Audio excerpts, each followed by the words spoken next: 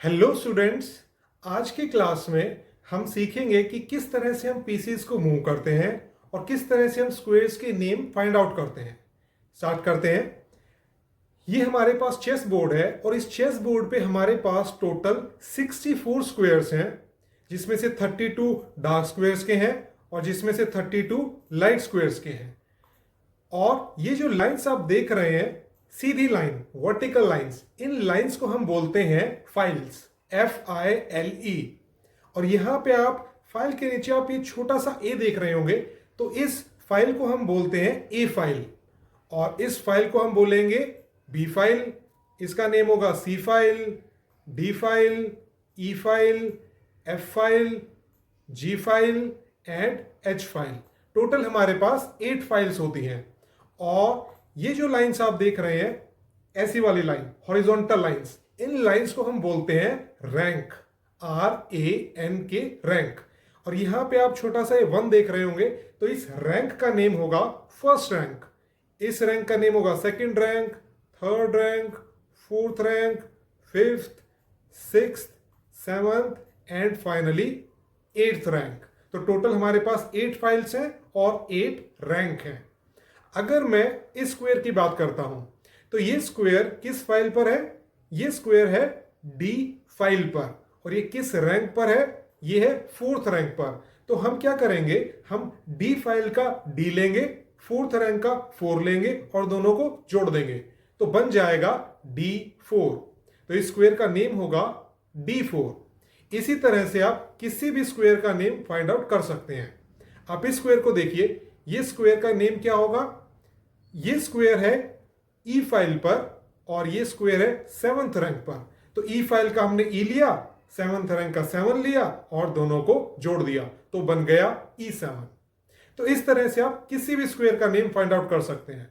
मैं एक छोटा सा टेस्ट लेता हूं, आप वीडियो पॉज करिए और मुझे बताइए कि इस स्क्वायर का क्या नेम होगा। और आंसर है कि ये स्क्वायर सी फाइल पर है और ये 6th रैंक पर है, तो इसका नेम होगा C6। सी फाइल का C लिया, 6th रैंक का 6 लिया और दोनों को जोड़ दिया। और एक और क्वेश्चन, अच्छा मुझे बताइए कि इस स्क्वायर का क्या नेम होगा। ये स्क्वायर है ई फाइल पर और ये स्क्वायर है 2nd रैंक पर। ई फाइल का ई लिया, 2nd रैंक का 2 लिया और दोनों को जोड़ दिया, तो बन गया E2।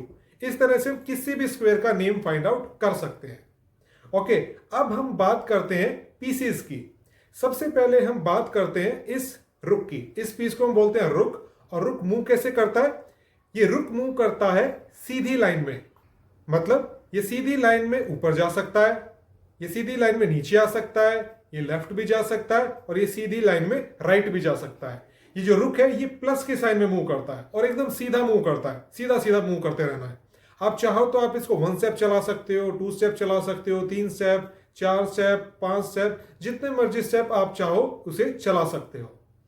ओके, तो फर्स्ट पोजीशन में हमें इस रुक से इस स्टार को कैप्चर करना है।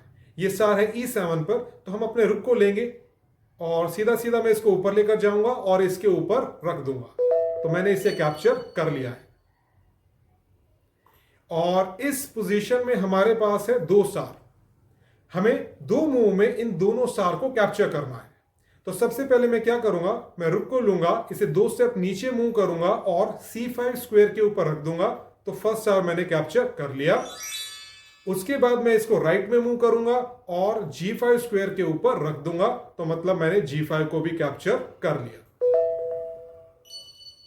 ओके, अब इस पोजीशन में हमारे पास है 3 स्टार और आपको 3 मूव्स मिलेंगी इन तीनों स्टार को कैप्चर करने के लिए। तो सबसे पहले आप किसे कैप्चर करेंगे? अगर आपने पहले कैप्चर किया G4 को, तो उसके बाद आप कैप्चर अगर करते हैं G3 को, तो फिर आपको 2 मूव लगेंगे इस स्टार को कैप्चर करने में। और अगर यहां पर आपने पहले A4 को कैप्चर किया, तो उसके बाद फिर से घूम कर जाना पड़ेगा और फिर से 2 मूव लगेंगे इस G3 को कैप्चर करने के लिए। तो इस वजह से इस पोजीशन में हम पहले G4 को कैप्चर नहीं करेंगे, हम सबसे पहले कैप्चर करेंगे A4 को। मैं रुक को लेफ्ट में मूव करूंगा, A4 को कैप्चर किया, उसके बाद मैं रुक को राइट में मूव करूंगा और G4 को कैप्चर करूंगा। उसके बाद हम रुक को नीचे मूव कर सकते हैं और G3 कैप्चर हो गया। इस पोजीशन में हमारे पास टोटल कितने स्टार्स हैं? 1 2 3 4 5 6 7। हमारे पास टोटल 7 स्टार्स हैं और आपको 7 मूव्स में ये स्टार कैप्चर करने हैं। आपके पास 2 रुक हैं, आप दोनों रुक्स का यूज कर सकते हैं। तो आप वीडियो को पॉज करके सोचिए कि कैसे आप 7 मूव्स में 7 स्टार कैप्चर कर सकते हैं। और इसका आंसर है, सबसे पहले हम इस रुक से स्टार्ट करते हैं। इस रुक को हम राइट में मूव करेंगे और D1 को सबसे पहले कैप्चर कर लेंगे। उसके बाद हम इसको ऊपर मूव करेंगे और D5 को कैप्चर कर लेंगे। अब इस रुक से हम किसी भी दूसरे स्टार को कैप्चर नहीं कर सकते हैं, तो मतलब इस रुक का काम पूरा हो गया। अब हम ध्यान देंगे इस रुक पर। यहां पर इस रुक से हमारे पास 2 चॉइसेस हैं। पहला कि हम नीचे आ जाएं और दूसरा हम ऊपर चले जाएं। मान लीजिए कि हम ऊपर चले जाते हैं, उसके बाद फिर हमने कैप्चर किया B7 वाले को, फिर हम राइट में आएंगे और कैप्चर करेंगे G7 को, फिर नीचे आके कैप्चर करेंगे G4 को। बट यहां पे हुआ ये है कि ये एक स्टार बच गया है, मतलब हमने कहीं ना कहीं गलती कर दी है, क्योंकि अब इस स्टार को कैप्चर करने में ना 2 मूव लगेंगे। तो हम वापस जाते हैं,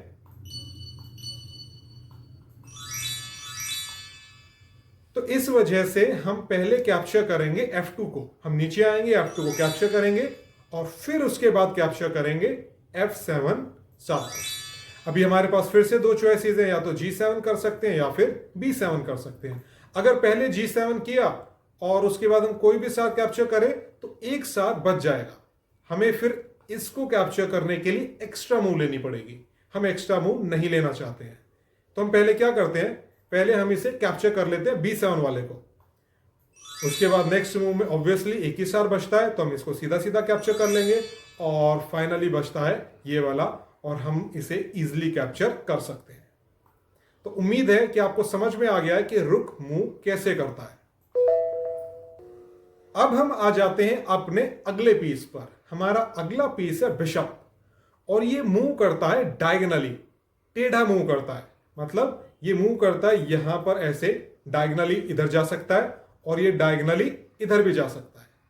हम इससे पीछे भी आ सकते हैं यहां पर, और हम इससे यहां पर भी पीछे आ सकते हैं। तो बिशप मूव करता है टेढ़ा, डायगोनली, एक्स के साइन में। अब हम कैप्चर करते हैं स्टार्स को। हम बिशप से डायगोनली यहां पर जाएंगे D5 पर और इसे कैप्चर कर लेंगे। उसके बाद फिर हम बिशप से डायगोनली यहां पर जाएंगे और G8 स्टार को कैप्चर कर लेंगे। जैसे हम रुक को भी मूव करते हैं, जितने मर्जी स्टेप्स हम मूव कर सकते हैं रुक को, 1 2 3 4 5, उसी तरह से हम बिशप को भी जितने मर्जी स्टेप मूव कर सकते हैं, 1 2 3 4, जितने मर्जी मूव करो। आप चाहो तो इसे यहां तक भी लेके जा सकते हैं।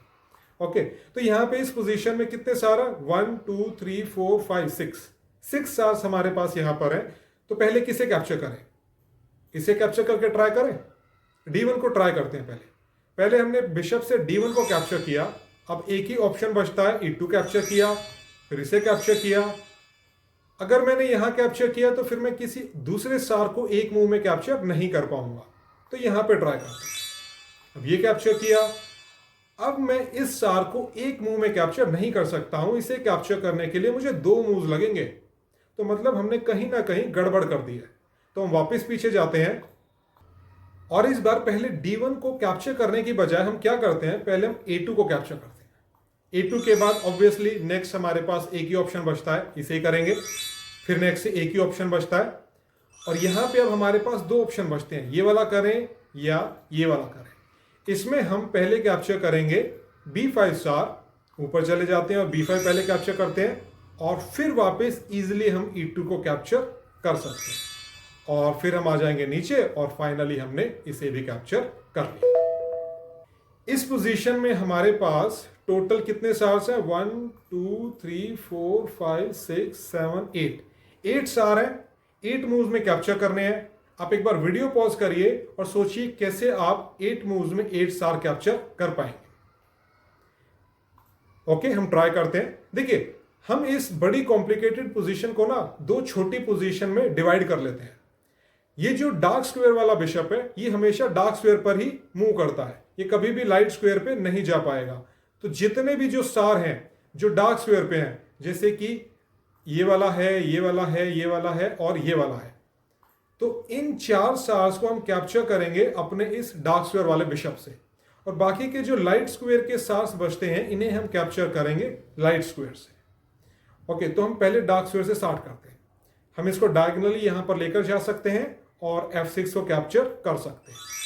फिर हम पीछे नीचे आएंगे और H4 को कैप्चर कर लेंगे, और फिर डायगोनली ऊपर गए और E7 को कैप्चर कर लिया, और फाइनली हमने कैप्चर कर लिया E3 को। तो आधी प्रॉब्लम हमने सॉल्व कर ली है, और बाकी की जो आधी बचती है वो हम करेंगे लाइट स्क्वायर बिशप से। लाइट स्क्वायर बिशप का क्या करेंगे, हम F5 पे हम इसे लेकर जाएंगे और सिंपली कैप्चर कर लेंगे। अब यहाँ पे 2 चॉइसेस बचती हैं, ये वाला कैप्चर करें या पीछे आके ये वाला कैप्चर करें। अगर आपने H7 कैप्चर किया और उसके बाद फिर G8 कैप्चर किया, तो फिर आपको एक मूव एक्स्ट्रा लगेगी C2 कैप्चर करने के लिए। तो हम पहले H7 को कैप्चर नहीं करेंगे, इस वजह से हम पहले कैप्चर करते हैं सीधा सीधा C2 को, ताकि हम नेक्स्ट मूव में कैप्चर कर सके H7 को, और फाइनली हम कैप्चर कर लेंगे G8 को, और हमने पोजीशन सॉल्व कर दी। G8। जो नेक्स्ट पीस हमारे सामने आता है वो है क्वीन। क्वीन कैसे मूव करती है, देखो, क्वीन इज इक्वल टू रुक प्लस बिशप। जैसे रुक मूव करता है और जैसे बिशप मूव करता है, इन दोनों की पावर को आप मिला दो तो बन जाती है क्वीन। तो मतलब क्वीन मूव कर सकती है रुक की तरह सीधी लाइन में, रुक की तरह ऊपर जा सकती है, रुक की तरह लेफ्ट, रुक की तरह राइट, रुक की तरह नीचे। और क्वीन मूव कर सकती है बिशप की तरह भी, मतलब बिशप की तरह टेढ़ा डायगोनली ऊपर जा सकती है, बिशप की तरह डायगोनली इधर ऊपर जा सकती है, नीचे आ सकती है, इधर आ सकती है। तो क्वीन मूव करती है बिशप और रुक की तरह, बिशप प्लस रुक इज इक्वल टू क्वीन। तो पहला स्टार हमें कैप्चर करना है E5 वाला, तो हम क्वीन को रुक की तरह मूव करेंगे 3 स्टेप ऊपर और इसे कैप्चर कर लेंगे। उसके बाद हम क्वीन को मूव करेंगे 3 स्टेप डायगोनली बिशप की तरह और इस B8 को कैप्चर कर लेंगे। इस पोजीशन में हमारे पास कितने स्टार हैं, 4 स्टार्स हैं, 1 2 3 4 स्टार हैं, और 4 मूव में हमें कैप्चर करने हैं। वीडियो पॉज करिए और सोचिए क्वीन से हम कैसे कैप्चर कर सकते हैं। इसका आंसर है, देखो, पहली मूव में हमें क्वीन को बिशप की तरह मूव करना है और इस F2 स्टार को कैप्चर करना है, क्योंकि इसके अलावा कोई ऑप्शन ही नहीं है। तो पहले हम क्वीन से इसे कैप्चर करेंगे, उसके बाद फिर हम कैप्चर करेंगे F8 स्टार को, रुक की तरह ऊपर लेकर जाएंगे और इसे कैप्चर कर लेंगे। फिर बचता है E3 स्टार, बिशप की तरह मूव किया और A3 कैप्चर कर लिया, एंड फाइनली H3, और हमने कर दिए पजल सॉल्व। ओके, इस पोजीशन में हमारे पास है 6 स्टार और हमें 6 मूव्स मिलेंगे इसे कैप्चर करने के लिए। तो पहले कौन सा करें, पहले हम कैप्चर कर सकते हैं F1 वाला, इसके अलावा और कोई ऑप्शन भी नहीं है। ठीक है, तो क्वीन को डायगोनली मूव करेंगे और F1 को कैप्चर कर लेते हैं। उसके बाद रुक की तरह मूव करते हैं और इसे कैप्चर कर लेते हैं। अब देखो, यहां पे हमारे पास 2 चॉइसेस हैं, पहला D6 कैप्चर करें और दूसरा H6 कैप्चर करें, बट दोनों में से एक ही सही है। अगर हमने पहले कैप्चर किया D6 को और उसके बाद फर्क नहीं पड़ता हम क्या करते हैं, उसके बाद मान लीजिए इस स्टार को कैप्चर करते हैं, फिर इसे कैप्चर करते हैं, तो ये वाला जो एक स्टार है ये वाला हम कैप्चर नहीं कर पाएंगे। इसे कैप्चर करने के लिए फिर हमें 2 मूव लेनी पड़ेगी। तो D6 को कैप्चर करना गलत है, तो हम पहले क्या कैप्चर करते हैं, H6 को कैप्चर करते हैं। इसके बाद रुक की तरह मूव करेंगे और D6 को कैप्चर कर लेंगे। अब फर्क नहीं पड़ता आप किसे कैप्चर करिए, आप पहले तो चाहे इसे कर लीजिए या इसे भी कर सकते हैं, एक ही बात है। और फिर फाइनली हम कैप्चर कर लेंगे G3 को, और हमने सॉल्व कर दिया है क्वीन की पजल। तो इस वीडियो के लिए अभी इतना ही। इस वीडियो में हमने सीखा किस तरह से हम स्क्वायर का नेम फाइंड आउट करते हैं, रुक को कैसे मूव करते हैं, बिशप कैसे मूव करते हैं और क्वीन को कैसे मूव करते हैं। और जो बाकी के पीसेस बचे हैं उनको हम नेक्स्ट क्लास में सीखेंगे। इस क्लास के लिए इतना ही।